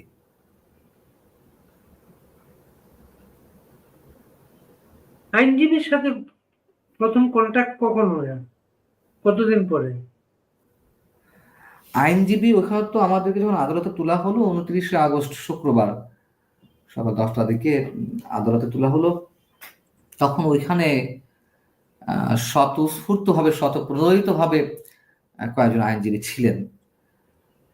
ফারজানা আক্তার রাখি সহ আরো কয়েকজন ছিলেন, যারা যারা আমাদের পক্ষে আহ, আমাদের জামিন আবেদন করেছিলেন। তাদেরকে আমরা নিয়োগ দেওয়া ছিল না, মানে নিয়োগ আমাদের পক্ষ থেকে নিয়োগ দেওয়া হয়নি, তারা স্বতঃস্ফূর্তভাবে দাঁড়িয়েছিলেন। তো জামিন তো নামঞ্জুর হলো। সিএমএম কোর্ট 2বার ফেস করা হলো, যেমন আমি আমারটা বলতে পারি। জজ কোর্টে করা হলো, নামঞ্জুর হলো। সিএমএম কোর্টে 2বার, জজ কোর্টে 1বার, 3বার গেল, নামঞ্জুর হলো। হাইকোর্টে যাওয়ার পরে হাইকোর্টে যাওয়ার পরে ওখানে মঞ্জুর হলো। আহ, আহ, সেটা আবার স্টে করার জন্য চেম্বার জজে রাষ্ট্রপক্ষ আবেদন করলো, অ্যাটর্নি জেনারেলের কার্যালয় থেকে আবেদন করা হলো। চেম্বার জজ আদালতের যিনি বিচারপতি, তিনি যে কোনো কারণে উনি কোনো রায় দেননি, উনি এটা পাঠিয়ে দিলেন সুপ্রিম কোর্টের অ্যাপিলেট ডিভিশনের ফুল বেঞ্চে। সেখানে গিয়ে আমাদের বিরুদ্ধে, মানে যাতে স্টে অর্ডার দেওয়া হয়, হাইকোর্ট যে জামিনটা দিয়েছেন তার জন্য, মানে সেই জামিনের বিরুদ্ধে তারা আপিল করেন। সেখানে তাদের আপিল মঞ্জুর হয়নি। এবং মজার কথা হচ্ছে, মামলার নথিতে লেখা হয়েছে সরকার উৎখাতের ষড়যন্ত্র। সরকার উৎখাতের ষড়যন্ত্র আমরা নাকি করছিলাম, বা ওই আমাদের সূর্য সন্তানেরা, মুক্তিযোদ্ধারা নাকি সরকার উৎখাতের ষড়যন্ত্র করছিলেন। অথচ অ্যাপিলেট ডিভিশনের আর্গুমেন্টের সময় অ্যাটর্নি জেনারেলের পক্ষ থেকে বলা হলো ওগুলো তো আছেই, আমরা নাকি সশস্ত্র বিপ্লবের প্রস্তুতি নিচ্ছিলাম। রিপোর্টার্স ইউনিটিতে বসে সশস্ত্র বিপ্লবের প্রস্তুতি নিচ্ছিলাম। এর চেয়ে মজার কিছু থাকতে পারে? যাই হোক, মহামান্য আপিল বিভাগ আমাদের মানে জামিন মঞ্জুর করলেন, মানে সর্বোচ্চ পর্যায়ে গিয়ে। কারো কারো তো জজ কোর্ট থেকেই হয়ে যায়, সিএমএম কোর্টের থেকে অনেকের হয়, কারো কারো ক্ষেত্রে জজ কোর্টের থেকেও কারো কারো হয়। আমরা ইসলামের সর্বোচ্চ জায়গা থেকে জামিন নিয়ে আসছি। আহ এরপর আর কি থাকতে পারে? এরপর তো আইসিসি বোধ হয়, ইন্টারন্যাশনাল কোর্ট অফ ক্রিমিনাল, আন্তর্জাতিক আদালত। কিংবা আইনজীবীদের পেছনে বা মামলার পেছনে কোনো অর্থনৈতিক বিষয়গুলো আপনার কেমন খরচ করতে হয়েছে? অনেস্টলি স্পিকিং, আমার আইন পক্ষে আইনি লড়াই লড়েছেন সারা আপা, ব্যারিস্টার সারা হোসেন। যে কোনো কারণে উনি আমার কাছ থেকে কোনো খরচ নিতে চাননি। আমি তাকে জোর করে দেব না দেব এটা সম্পূর্ণ আমার উপর নির্ভর করে, এবং দিতে যাওয়া হয়েছিল তিনি টোটালি না করেছেন, যে না, আমি পান্নার ক্ষেত্রে কোনো টাকা নিব না। আহ এটা হয়তো তার স্নেহ, ভালোবাসা, দায়বদ্ধতা, দায়িত্বশীলতা। কিন্তু আহ, স- সবাই তো আর পান্নার মতো ভাগ্য নিশ্চয় নেই। তো এই পর্যায়ে গিয়ে একজনের জামিনের ক্ষেত্রে আমি তো বললাম যে অনেকের অনেকের কে অনেক অনেক অনেক মানুষের সব শেষ সম্বলটুকু বিক্রি করে দেওয়া লাগছে।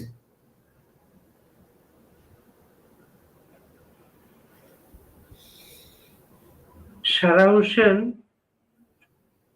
অনেক বছর ধরে আমি জানি অনেক সাংবাদিকের জামিনের জন্য উনি কাজ করেছেন। জি। এটি 88-89-এ ঈশ্বরদীতে আমার বিরুদ্ধে একটা মামলা হয়েছিল।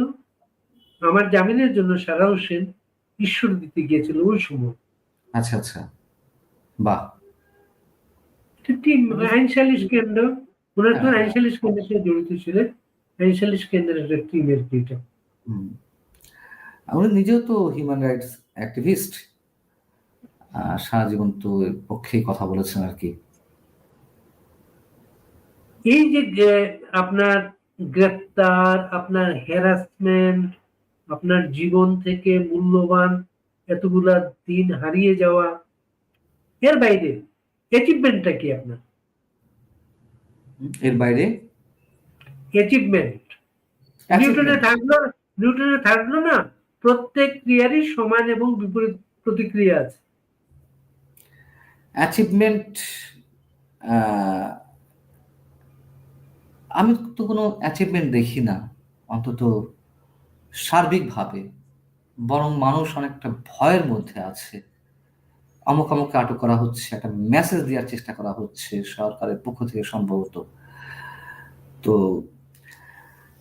আমার অ্যাচিভমেন্ট, অনেকে বলে আমার প্রতি মানুষের যে ভালোবাসা সেটির বহিঃপ্রকাশ ঘটেছে। সেই জায়গা থেকে অবশ্যই আমি মানুষের কাছে কৃতজ্ঞ। আমি স্যালুট জানাই যারা প্রতিবাদ জানিয়েছেন, যারা প্রার্থনা করেছেন আমার জন্য, আটকের প্রতিবাদ এবং মুক্তির জন্য প্রার্থনা করেছেন।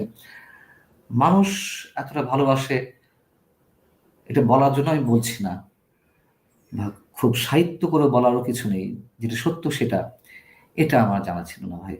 ফজল ভাই, বিলিভ ইট অর নট, মানুষ আমাকে, আপনি যে বলছিলেন না যে শিফট হয়ে গেছে আওয়ামী লীগের সময়, আমি কিন্তু আওয়ামী লীগের সময় শেষ দিকে আওয়ামী লীগের সমালোচনা করেছি তা নয়, সবকিছু রেকর্ডেড। আমার তো অসংখ্য রিপোর্ট আছে টেলিভিশনে। আহ, তো আওয়ামী লীগের সময় আওয়ামী লীগের বিরোধিতা করেছি, যেসব অন্যায় বা অপকর্ম অথবা দুর্নীতি, সেগুলোর বিরুদ্ধে রিপোর্ট করতে হয়েছে। এবং অবশ্যই আহ, মানুষ তো নেগেটিভ নিউজের প্রতি ইয়ে থাকে। ভালো নিউজ, নিউজ তো ভালো ভালো নিউজ আর কি। হ্যাঁ, good news is also news. এখন তো সারা দুনিয়াতে good news is also news. কিন্তু আগে তো ছিল গুড নিউজ নিউজ ইজ, মানে good news is not a news, এরকম ধারণা ছিল। তো আহ, আওয়ামী লীগের সময়ও আমাকে শেষ 10 বছর নানান ধরনের ভোগান্তির মধ্যে দিয়ে কাটাতে হয়েছে। আমাকে অনেক জায়গায় কাজ করতে দেওয়া হয়নি। যেখানে ঢুকেছি হয়তো 4 মাস কাজ করেছি, 6 মাস কাজ করে রিজাইন দিয়ে চলে আসতে হয়েছে চাপের মুখে। ফাইট দিতে হয়েছে, কিন্তু একটা সময় ছেড়ে দিতে হয়েছে। আবার এই সরকারের সময় আহ পুরোপুরি তো জেলেই যেতে হলো, হ্যাঁ, কারাগারে যেতে হলো, দীর্ঘদিন থাকতে হলো। আওয়ামী লীগের সময় অন্তত জেলে যেতে হয়নি, এটা সত্য কথা, বাস্তবতা। তো সত্যের পক্ষে থাকলে আমার কষ্ট হয়েছে, আমার কষ্টের চেয়ে আমার ফ্যামিলি মেম্বারসদের কষ্ট হয়েছে বেশি, তাই না? আমি তো ভেতরে খাচ্ছি যাচ্ছি, হয়তো টেনশনে আছি, এটুকুই। দৌড়ঝাঁপ যা, তা তো বন্দি যারা তাদের পরিবারের সদস্যরাই করেন, দুশ্চিন্তা তাদের আরো বেশি থাকে। অ্যাচিভমেন্ট এইটুকু যে আমি নিজেকে জাজ করতে পেরেছি, আর একটা সব মানে সত্য নতুন করে উপলব্ধি করতে পেরেছি। মানুষের ভালোবাসার শক্তির চেয়ে আর বড় কোনো শক্তি নেই। এবং সত্যের পক্ষে থাকলে, সত্য উচ্চারণ করলে, ভোগান্তি, বিপদ আপদ, নানান ধরনের আহ, দুর্গতি, নানান ধরনের টর্চার, নির্যাতন, তারপরও যে আত্মতৃপ্তিটা থাকে, এটা তো ভাই আপনি কোটি টাকা দিয়ে কিনতে পারবেন না, সম্ভব না, কোনোভাবেই না। দিন শেষে আমার অ্যাচিভমেন্ট এটুকুই। আর একটা অ্যাচিভমেন্ট আছে, আমি সত্যি এর আগে বললাম যে কোরআনটা আমি নতুন করে পড়া শিখেছি জেলে গিয়ে। আপনি বললেন না মানুষের যে ভালোবাসা অ্যাচিভমেন্ট, জেলে থাকতে থাকতে কর্নেল তাহেরের একটা লাইন ছিল এরকম: নিঃসঙ্গ চিত্তের চেয়ে জীবনে বড় কোনো সম্পদ নেই। রাইট, আসলেই নেই, নেই। মানে আপনার মতো কথা বলার অপরাধে অধ্যাপক নাজমুল হাসান কলিমুল্লাহ, আবু আলম শহীদ খান, কার্জন, এই তিনজন আমাদের চোখের সামনে এখনো জেলে। আবু হ্যাঁ, আলম শহীদ খান বা নাজমুল কলিমুল্লাহ, ওনাদের সাথে কোনোভাবে কোনো খবর পেয়েছেন কোনো কিছু? আমার সাথে প্রফেসর নাজমুল হাসান করিমুল্লাহ সাহেবের দেখা হয়েছিল একবার। আহ, তো উনি আছেন, উনি তো দীর্ঘদিন, মানে আমরা তো অ্যারেস্ট হওয়ার আরো মাস দেড় দুই আগে তিনি অ্যারেস্ট হয়েছেন। তার বিষয়টা নিয়ে আপনি যেমন কথা বলেছেন, আমিও কথা বলেছি। আহ, দুর্নীতির আমাদেরকে কি করা হলো, সন্ত্রাস বিরোধী আইনে মামলা দেওয়া হলো, মানে মামলায় অভিযুক্ত করা হলো। আর তাকে দেওয়া হলো দুর্নীতি দমন বিষয়ক, মানে দুদকের পক্ষ থেকে মামলা দেওয়া হলো। এটা নিয়ে আপত্তি হতো না, আমরা সন্দেহ প্রকাশ করতাম না, বা এইভাবে বলতাম, আপনি যদি বলেন যে কথা বলার অপরাধে তাকে আটক করা হয়েছে বা মামলা দেওয়া হয়েছে, এতে তো খুব সহজে মেলানো যায়। এবং এই সরকার আসার 10 মাস পরে তার নামে মামলা দেওয়া হয়, 10 মাস পরে। আহ তো 9 মাস পরে সম্ভবত মামলা দেওয়া হয়, 10 মাসের মাথায় তাকে আটক করা হয়। তো এই মামলা তো অনেক পুরনো, অভিযোগ তো অনেক পুরনো, সে 2020 বা 22 সালের ঘটনা সম্ভবত। তারপরে সে দুদক মামলা দায়ের করে, তারপর 1-1.5 মাসের মাথায় তাকে আটক করা হয়। অতএব আমরা ধরে নিতে পারি যে তিনি কিছু কথা বলতেন মিডিয়াতে। এখন সবাই তো দালাল হয়ে গেছে, আমলি যেমন এক্সট্রা শ্রেণীর দালাল ছিল, এখন আবার নব্য শ্রেণীর দালালিতে পরিণত হয়েছে। তো সেই জায়গা থেকে কথা বলা অপরাধ হয়তো নাজমুল হাসান কলিমুল্লাহকে দুদকে মামলায় জড়ানো হয়েছে। মামলার গ্রাউন্ড যাই থাক না কেন, আমি সেটা নিয়ে কোনো মন্তব্য করতে চাই না। সেম অ্যাজ অধ্যাপক কার্জন, কার্জন ভাই আমার সাথে তার আগের দিন আমার চ্যানেলে উনি অতিথি ছিলেন, এবং গেলেন তো পরদিন একইভাবে আমি যেভাবে ইনভাইটেড হয়ে গিয়েছিলাম অনুষ্ঠানে মঞ্চ 71-এর, সেরকম কার্জন ভাই গিয়েছিল। একজন অধ্যাপককে কিভাবে, কার্জন ভাই কি, আপনার কি মনে হয় অধ্যাপকদের মধ্যে তো অনেকেই দালালি করেছেন, অনেকে দালালি করেছেন আওয়ামী লীগের সময়, কার্জন ভাই দালালি করেছে? কার্জন ভাই তো কার জামাই, মানে সৈয়দ আবুল মকসুদ সাহেবের মেয়ের সাথে তার বিয়ে হয়েছে। তো সৈয়দ আবুল মকসুদ সাহেব সারা জীবন কিসের জন্য কথা বলেছেন, কাদের পক্ষে কথা বলেছেন আমরা তো জানি। তিনি একটা একটা সাহসী কণ্ঠস্বর ছিলেন একজন, তো তার জামাই। আর অধ্যাপক কার্জন দালালি করেছে, আমি তো তখন আওয়ামী লীগ সময় বিভিন্ন টেলিভিশনে কাজ করেছি, কোথাও কোথাও কাজ, প্রথম 5 বছর তো ছিলাম, তারপর 10 বছর কোথাও কোথাও কাজ করেছি। আমার অ্যাঙ্করিং এ তিনি গেস্ট হয়েছেন। আমি তো দায়িত্ব নিয়ে বলতে পারি, তিনি আওয়ামী লীগের যেভাবে সমালোচনা করেছেন অনেকে সেভাবে করেননি, অথচ তিনি হয়ে গেছেন ফ্যাসিস্টের দোষর। কেন? মুক্তিযুদ্ধের পক্ষে কথা বলতে গিয়ে। আহ আবু আলম শহীদ খান ভাই, আবু আলম শহীদ ভাইয়ের তিনি তো আওয়ামী লীগের সময় তিনিও আওয়ামী লীগের সমালোচনা করেছেন, আবার এই সরকারের সময় এই সরকারের সমালোচনা করেছেন। আমাদের তো কোনো দল নাই, আমরা তো সত্যটা উচ্চারণ করতে চাই। কিন্তু দেখা যাচ্ছে প্রতিটা সরকারের সময় এই আমাদের মতো কিছু গুটি কয়েক মানুষ, আপনার কপাল ভালো আপনি এখন দেশের বাইরে আছেন, দেশের বাইরে মধ্যে থাকলে হয়তো আপনাকেও আমাদের ভাগ্য বরণ করতে হতো। তো এই যে কিছু মানুষ যারা সত্য বলেন তাদেরকে সব সময় নির্যাতিত হতে হচ্ছে, সব সময়। এবং এখন যারা মুক্তিযুদ্ধের পক্ষে কথা বলছেন তাদেরকে নির্যাতিত হতে হচ্ছে বেশি। এটা কেন? তার মানে কি? কোথায় চলেছি আমরা? মুক্তিযুদ্ধের পক্ষে কথা বলতে পারবো না? এটা কোনো কথা? এটা হয় কিছু? এখন সেটাই হচ্ছে, এই হচ্ছে বিষয়। তবে এটাই তো নিশ্চয় সব শেষ নয়। আওয়ামী লীগ যা করেছে তার পরিণতিটা অনেক করুণ হয়েছে। হয়তো এত বড় করুণ পরিণতি তার হওয়ার কথা ছিল না, তারপরে বরণ করতে হয়েছে। ওই যে সেই পুরনো কথাটা, ইতিহাসের শিক্ষা এটি যে মানুষ ইতিহাস থেকে কোনো শিক্ষা নেয় না। যারা শাসক থাকেন, যাদের হাতে রাজদণ্ড থাকে, তারা কোনো শিক্ষা গ্রহণ করেন না। যে যতটুকু করবে তাকে ততটুকু তো পে করতেই হবে। এটা প্রকৃতির বিচার, সৃষ্টিকর্তার বিচার। এটা সায়েন্স বলে। যেমন আপনি নিউটনের 3য় সূত্রের কথা বলছিলেন, প্রত্যেক ক্রিয়ারই একটি সমান এবং বিপরীত প্রতিক্রিয়া আছে। মেয়েটাকে খুব মিস করতেন পান্না, তাই না?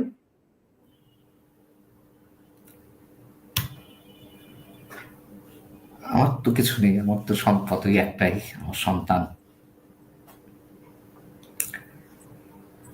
মেয়ের কথা ভাবলে কান্না পেত?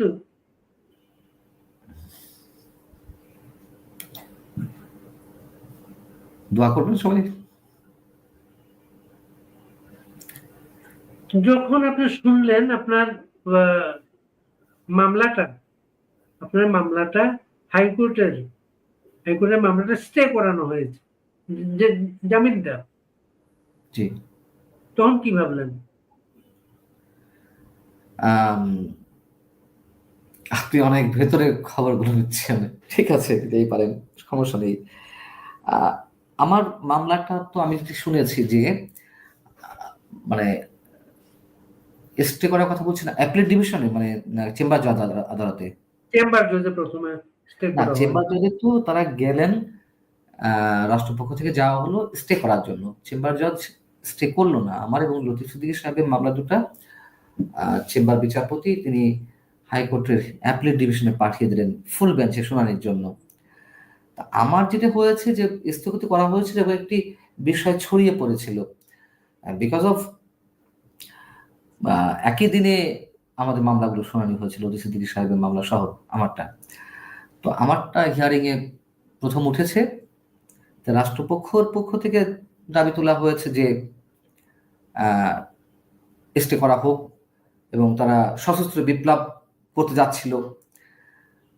তো অ্যাপিলেট ডিভিশনের বিচারপতিরা বললেন যে তার যে হাইকোর্টে জামিন হয়েছে এটা তো সার্টিফাই কপি বের হয়নি, আপনারা কিসের বেসিসে আপনারা এই আবেদন জানাচ্ছেন স্টে করার জন্য? তখন রাষ্ট্রপক্ষের পক্ষ থেকে বলা হলো যে না, এটা তো সবাই জানে, জানাজানি হয়ে যায় কার জামিন হয়েছে কার জামিন হয়নি, বিশেষ করে উল্লেখযোগ্য মানে কি বলা যায়, এটা গুরুত্বপূর্ণ মামলাগুলোর ক্ষেত্রে। তো সেই জায়গা থেকে আমরা আগে ভাগে এটা স্টে অর্ডার চাইছি, যেহেতু হাইকোর্ট জামিন দিয়েছে, বেরিয়ে পড়তে পারে, কিন্তু তারা গিয়ে তো সশস্ত্র বিপ্লব করবে। এই জন্য আমরা এটা নিয়ে বিচারপতি সাহেব যারা ছিলেন, 3জন বিচারপতি সমন্বয়ে বেঞ্চ ছিল অ্যাপিলেট ডিভিশনে, তারা বেশ 15 মিনিট ধরে এটা কথা বললেন। একটা পর্যায়ে বলে ঠিক আছে, সাংবাদিক মঞ্জুরম পান্নার জামিনের বিষয়টি 1 সপ্তাহ পরে শুনানি করা হবে। পরবর্তীতে লতিফ সিদ্দিকীরটা উঠলো একই মামলায়। লতিফ সিদ্দিকী মামলার আহ, আহ, রাষ্ট্রপক্ষের পক্ষ থেকে আমি যেটা জেনেছি কোনো ধরনের বাধা দেওয়া হয়নি। কেন দেওয়া হয়নি এটা আমি নিজের মন্তব্য করতে চাই না। দেওয়া হয়নি যেটি বাস্তবতা। তো যেহেতু রাষ্ট্রপক্ষের পক্ষ থেকে কোনো ধরনের আহ, বিরোধিতা করা হয়নি জামিনের ক্ষেত্রে, জামিন বহাল রাখার ক্ষেত্রে, সেহেতু জামিন বহাল রইল। পরবর্তীতে আবার যে কোনো কারণে যেহেতু একই মামলায় 1 নম্বর আসামি লতিফ সিদ্দিকী সাহেব আর আমি 3 নম্বর আসামি, তো 1 নম্বর আসামি লতিফ সিদ্দিকী সাহেবের জামিন হয়ে যাচ্ছে, আর আমারটা হচ্ছে না। কেমন যেন একটু হয়ে যায়, বিচারপতি সাহেবদের যেন কেমন কি একটু মনে হলো। পরবর্তীতে তারাই আবার স্বতঃপ্রণোদিত হয়ে পরবর্তীতে আবার আমার জামিনও বহাল রাখার বিষয়টি ঘোষণা করলেন। তো ওই যে আমারটা স্থগিত করা হয়েছে ওটি বিভিন্ন জায়গায় ছড়িয়ে পড়েছিল গণমাধ্যমের, যে সাংবাদিক মঞ্জুর পান্নার বিষয়টি স্থগিত রাখা হয়েছে, লতিফ সিদ্দিকীর জামিন। কিন্তু বাস্তবতা হচ্ছে যে আহ, আধা ঘন্টা বা ঘন্টা খানেকের মধ্যে আবার যখন লতিফ সিদ্দিকী সাহেব এবং তার জামিনটা হলো, পরবর্তীতে আবার আমারটাও ওনারা যে 1 সপ্তাহের ঘোষণা দিয়েছিলেন সেটা আবার তারা নিজেরাই বললেন যে না, তারও জামিন আমরা বহাল রাখছি, এই আর কি। হাফিজুর রহমান কার্জনের জামিনটা কি এই আবেদনে ছিল না? না, এই আবেদন অ্যাকচুয়ালি লতিফ সিদ্দিকী সাহেবের মামলাটা পরিচালনা করেছেন আমাদের জেঠাই খান পান্না ভাই, সিনিয়র আইনজীবী, আর সাথে ফজলুর রহমান ভাই, সিনিয়র আইনজীবী, ওনরা। আর আমারটা করেছেন তো ব্যারিস্টার সারা হোসেন। কার্জন ভাইয়ের বিষয়টা আসলে তো আমি তো ভিতর থেকে খবর পাইনি উনি কি করছেন না করছেন। হয়তো কেউ লড়ছে না, আমি যোগাযোগ করার সুযোগ পাইনি, যেহেতু মাত্র এলাম, যোগাযোগ করার সুযোগ পাইনি। হয়তো নিশ্চয়ই আমার ধারণা তাদের জন্য বিষয়গুলো সহজ হওয়ার কথা, যেহেতু এই মামলার আমরা 2 আসামি মুক্তি পেয়েছি, এটা তো একটা রেফারেন্স হিসেবে কাজ করতে পারে। অ্যাজ এ জার্নালিস্ট আমার অভিজ্ঞতা থেকে এটুকু আমি বলতে পারি। বাদ বাকি মানে মেজাজ মর্জিত জাস্টিসদের বিষয় বা জাজদের বিষয়, তারা নথিপত্র ঘেটে যেটা ভালো মনে করবেন, লজিক্যাল মনে করবেন সেটাই করবেন। তবে একই মামলা যখন অন্যান্য আসামিদের জামিন হয়ে যায় তখন নাকি অন্যান্য আসামিদের পথটা একটু সহজ হয়, এটুকু জানি। কয়টার দিকে খবর পেলেন জেলখানায় আর কোনো বাধা নেই, আপনি মুক্তি পাচ্ছেন? খবর পেলাম যেদিন জামিন হয়েছে, এমনি তো ওই যে পত্রিকা তো যেত, পরের দিন তো পত্রিকা দেখলাম। আর তার আগে মানে জেলখানাটা এখন সিস্টেম আছে, মানে একটা সিস্টেম করা হয়েছে যে সুযোগ দেওয়া হয়েছে প্রতি সপ্তাহে বন্দিরা বা কয়েদিরা পরিবারের সদস্যদের সাথে মানে ফোনে কথা বলতে পারবেন। ওরকম হয়তো আমার ফোনে কথা বলার সুযোগ ছিল ওই সপ্তাহে 1 দিন হিসেবে। আহ, ওইভাবে জানতে পারলাম যে আমার জামিন হয়েছে। আর কিন্তু অন্যরকম তো কাজ করছিল, টেনশন, যে জামিন হলেই আবার নতুন মামলা আসে। যেহেতু আমাদেরটা হয়তো সর্বোচ্চ পর্যায়ে গেছে বা অনেক বেশি আলোচনা জন্ম দিয়েছে এই মঞ্চ একাত্তরের বিষয়টি, সেহেতু সবাই খুব অ্যালার্ট ছিল, একটু সবাই সচেতন থাকার চেষ্টা করেছে, যারা বিভিন্ন থানা থেকে যে একের পর এক মামলা আসছে সেই জায়গা থেকে। জানি না যে কোনো কারণে, যাই হোক আমাদেরকে আর নতুন করে মামলা দেওয়া হয়নি। আর যারা ওই আমি যেটা বলছিলাম যে টেনশনে ছিলাম যে হাইকোর্টে তো জামিন হলো, কিন্তু ওখানে একটা টেনশন থাকে যে স্টে করার একটা আতঙ্ক, যদি একবার স্টে হয়ে যায় সেক্ষেত্রে বেশ কয়েক মাস সময় লাগে। আহ, কারো কারো ক্ষেত্রে ওই স্টে অর্ডার ভ্যাকেট করতে কপাল ভালো থাকলে ওই দিন শর্ট টাইমে হয়ে যায়, কারো কারো ক্ষেত্রে 4 মাস 6 মাস 8 মাসও লেগে যায়। এটি আর এক মানে আতঙ্ক, যদি একবার স্টে হয়ে যায় তার মানে অনিশ্চিত সময়ের জন্য তাকে থাকতে হচ্ছে কারাগারে। আর সেই জায়গা থেকে বলছিলাম যে হাইকোর্টে জামিন হওয়ার পরেও নিশ্চিত হতে পারছিলাম না যে কবে ছাড়া পাবো কি পাবো না। তারপর তো চেম্বার জজ, তারপর তো হাইকোর্ট, অ্যাপেলেট ডিভিশন, অর্থাৎ গত গত সোমবার, মানে আমি বলছি এটা কয় তারিখ,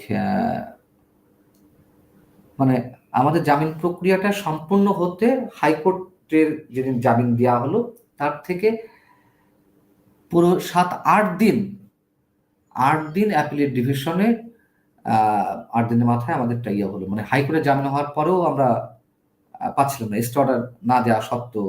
প্রক্রিয়া তো থাকে নানান ধরনের। আর এটাও আমি আপনাকে জানিয়ে রাখি, জামিন পাওয়ার পরে আবার অবজারভেশনে রাখা হয় প্রায় সবাইকে, নতুন মামলা আসে কিনা সেই অপেক্ষায়।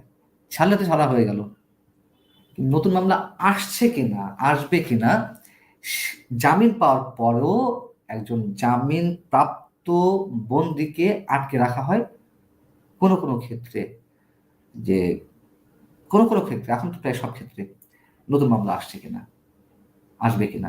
এটাকে পিডব্লিউ বলে, জেলখানায় পিডব্লিউ। Exactly, pending warrant. আমাকে অনেকে বলেছে এটা অনুষ্ঠানে এসে, পিডব্লিউ তে আরেকটা মামলায় তাকে আটক দেখানো হচ্ছে। হ্যাঁ ওইটা যে আটক দেখানো যাতে না হয়, কি করতে হ্যাঁ হয়, এগুলো হ্যাঁ, আমাদের অনুষ্ঠানে এসে লোকজন বলে। কিন্তু এটা কত বড় মানবাধিকার লঙ্ঘন বুঝতে পারেন। কারো কারো জামিন হয়ে গেছে 15 দিন, 15 দিন 17 দিন পরে, 15 দিন 17 দিন পরে তাকে মামলা দেওয়া হচ্ছে। তাহলে এই যে মাঝখানে যে 15 দিন 17 দিন, এই হিসাবটা কে দিবে? আপনি একটা মামলা জামিন পেয়েছেন আজকে কত তারিখ, আমি তো তারিখটা গুলিয়ে ফেললাম। তো মনে করেন জামিন পেয়েছেন, আপনার তো আজকে বা কালকেই চলে আসার কথা, মানে মুক্তি নিয়ে। আপনি, আপনার নামে নতুন কোনো মামলাও আসছে না, কিন্তু মামলার আশায় বসিয়ে রাখা হয়েছে জেলের মধ্যে। না না, ওর নামে মামলা আসবে, মামলা আসলে তারপর তাকে শোনে অ্যারেস্ট দেখানো হবে, শোনে অ্যারেস্ট ইয়ে করা হবে। 17 দিন পরেও অনেকে মামলায় এসেছে। এই 17 দিনের হিসাবটা কি, রাষ্ট্র কিভাবে হিসাব দেবে? কি অদ্ভুত।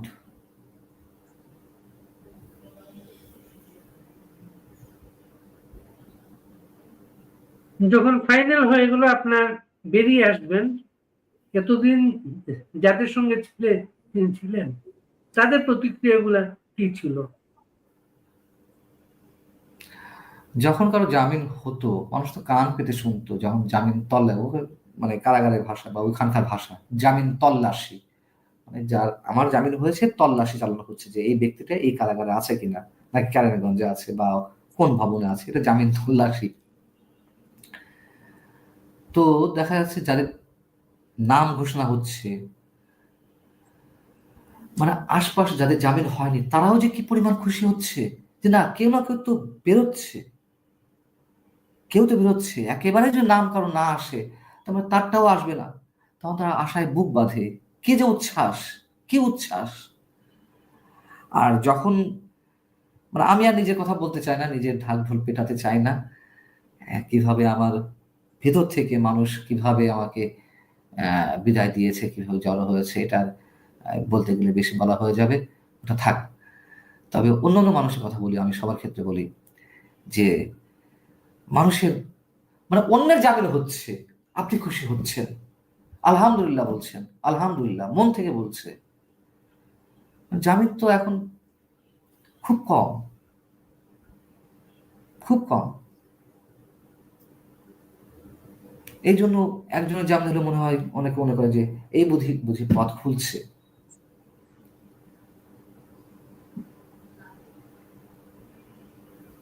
আমরা ছবি দেখেছি জেলখানার বাইরে, আপনার মেয়ের সাথে আপনার ছবিটা দেখেছি। বাবাকে কি বললো প্রথম? কিছুই বলেনি, চোখে পানি ফেলেছে, বুকে জড়িয়ে ধরে চোখে পানি ফেলেছে। আসলে ত্যাগটা তো তাদের বেশি, আমার স্ত্রী, আমার সন্তান, তারা মানুষের দুয়ারে দুয়ারে গেছে, ভোগান্তি তো তাদেরই হয়েছে বেশি। আমি না দু একটা মশার কামড় খেয়েছি, 3 বেলা নিশ্চিন্ত খেতে তো পেরেছি। আপনার তারা তো, শেষ কিছু কথা বলেন। আপনার সহকর্মীদের উদ্দেশ্যে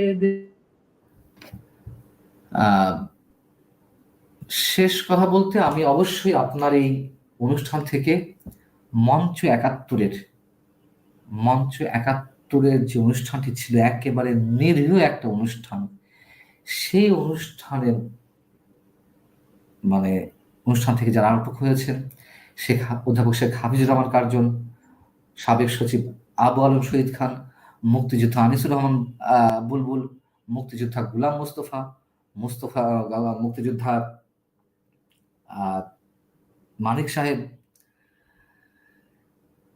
আরো যারা আছেন, অবশ্যই অবশ্যই তাদের দ্রুত মুক্তির দাবি জানাচ্ছি। অবশ্যই অবশ্যই। এর পাশাপাশি যারা রাজনীতি করে তাদের কথা বাদ দিলাম, তাদের মধ্যেও নিরীহ মানুষ আছে, রাজনীতি করলেই তো সবাই অপরাধী হয়ে যায় না, কিন্তু একেবারে গো বেচারা নিরীহ দরিদ্র যে অসহায় মানুষগুলো, আমি আজ জার্নালিস্ট, আমার অনুসন্ধানে যা আমার চোখে পড়েছে, তাদের মুক্তি দাবি জানাচ্ছি, আমি প্রার্থনা করছি তাদের জন্য। আর সব শেষ কথা, সত্য উচ্চারণ থেকে দূরে থাকা যাবে না। আজকে আমি সত্য উচ্চারণ করব না, এই সত্য উচ্চারণ না করার কারণে যে সমাজ আমরা রেখে যাচ্ছি তার সাফারেন্সের শিকার হবে আমার সন্তানেরা, আপনার সন্তানেরা। জার্মান কোন কবির একটা কবিতা আছে না, যে ওরা ধরে নিতে এলো ক্যাথলিকদের, আমি চুপ করে রইলাম, ওরা ধরে নিতে এলো ইহুদিদেরকে, আমি চুপ করে রইলাম, এভাবে একে একে সবাইকে ধরে নিয়ে যাচ্ছে, আমাকে যখন ধরে নিতে এলো তখন আমার জন্য কথা বলার কেউ রইল না। কেউ যদি মনে করে যে কথা বললেই বিপদ, না বললেই নিরাপদ, চরম ভুল। আমি শুধু এই সরকারি ক্ষেত্রে বলছি না, আমরা তো আমাদের দেশের তো যারা শাসক গোষ্ঠী নিজেরাই নিজেদেরকে শাসক বলেন, জনসেবক তো আর বলেন না, শাসকই তো বলেন। তো যে শাসনগুলো হচ্ছে, চলছে, চলে আসছে, নিশ্চয়ই আমরা সুসময় কোনো সময় পাইনি, হয়তো কম আর বেশি, এখন হয়তো কারো কারো ক্ষেত্রে অনেকের দৃষ্টিতে বেশি, আবার কেউ কেউ বলছে সুবর্ণ সময়, যাই হোক সেই বিতর্কে যাব না। কথা হচ্ছে দুর্নীতি সবসময় ছিল, এখনো আছে, মুক্তিযুদ্ধের বিরোধী শক্তি সবসময় ছিল, এখন আরো বেশি মাথাচাড়া দিয়ে উঠেছে। দুর্নীতিবাজ সন্ত্রাসী সবসময় ছিল, কালো টাকা দৌরাত্ম্য ছিল। কথা বলতে হবে, কথা বলা, সত্য উচ্চারণের বিকল্প নেই। এবং ওই যে বললাম যে কথা না বলে নিরাপদ থাকা যাবে, এটা যারা মনে করেন তারা চরম ভুল করেন, চরম ভুল। পেটা কিন্তু তাদেরকেও দিতে হয়, তার কারণ পাপী মরে সাত ঘর নিয়ে। আমি তো দেখে এসেছি নিরীহ মানুষরা জেলে রয়েছেন, চোরগুলো তো দেশে নাই। আওয়ামী লীগ আমলে যারা চুরি করেছে, দুর্নীতি করেছে, তারা কজন ধরা পড়েছে? কজন? সাধারণ মানুষ, সাধারণ রাজনৈতিক কর্মী বেশি। এবং আওয়ামী লীগের নেতাদের মধ্যেও তো খুব বেশি মানে আমি যদি কম্পারিজনটা টানি, তুলনাটা টানি, তাদের তুলনা আপনি, আমি তো দুই জেল ঘুরেছি, মানে দুই জেলে থেকেছি, থানা পর্যায়ের প্রেসিডেন্ট সেক্রেটারি হাতে গোনা 4-5 জন পেয়েছি আমি, আমি যে কয়েক ভবনে থেকেছি। থানা পর্যায়ে, সারা বাংলাদেশের থানা পর্যায়ের এই দুই জেলে অন্তত। সব তো ওই আপনার কোন ইউনিটের, আপনার কল্যাণপুর, ঢাকার কল্যাণপুর, মানে ঢাকার সে শেরেবাংলা থানার কল্যাণপুরের 2 নম্বর ইউনিটের 3 নম্বর সদস্য বা সহ সম্পাদক, অথবা আর একটা মজার কথা বলে রাখি, এখন রাষ্ট্র কর্তৃক পদ দেয়া হচ্ছে, আপনাকে ধরে নিয়ে যাওয়া হচ্ছে, বানিয়ে দিচ্ছে, লিখে দিচ্ছে ছাত্রলীগের সক্রিয় কর্মী। আপনি জীবনে কখনো আওয়ামী লীগ করেননি, পদ নাই, পদ একটা দিয়ে দিচ্ছে। আপনি হয়তো আছেন ওয়ার্ডের সেক্রেটারি, আপনাকে বানিয়ে দেওয়া হচ্ছে সেন্ট্রাল আওয়ামী লীগের জয়েন্ট সেক্রেটারি। জাজরা তো আর সবাইকে চেনে না, লিখে দেওয়া হচ্ছে, কি করবেন?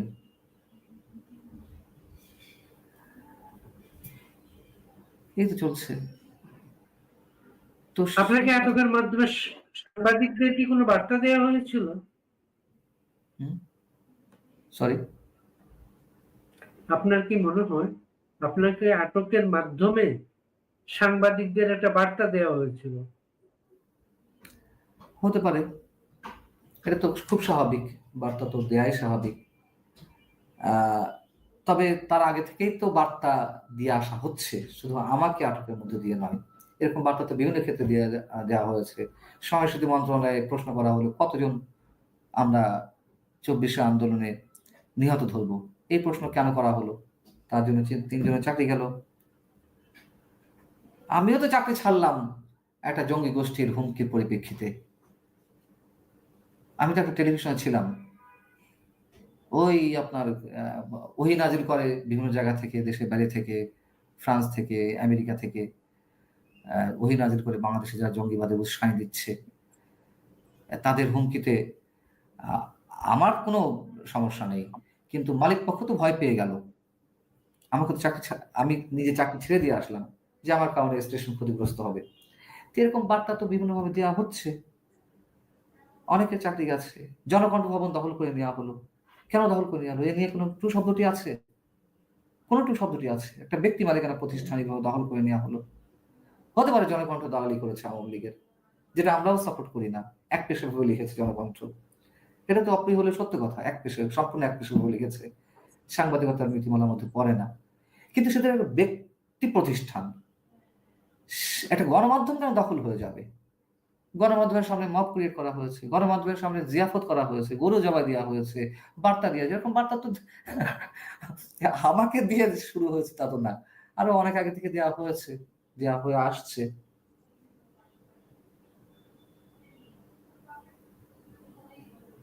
পান্না, আপনাকে অনেক ধন্যবাদ। আমরা আপনার অনেক সময় পেয়েছি, সময় নিয়েছি। আপনি সাবধানে থাকবেন, স্বাস্থ্যের দিকে খেয়াল রাখবেন। আপনার স্ত্রী, আপনার সন্তান, তাদের যে ত্যাগ, এটা কোনোভাবেই কেউ শোধ দিতে পারবে না। সেটা তাদের শুভদিন। আপনাকে অনেক অনেক শুভেচ্ছা এবং আমার পক্ষ থেকে কৃতজ্ঞতা। এতক্ষণ আমাদের সঙ্গে যারা ছিলেন সবাইকে অভিনন্দন। আমরা পান্নার প্রতি কৃতজ্ঞ। পান্না আমাদের এখানে প্রথম এসেছেন। পান্না ভালো থাকুন।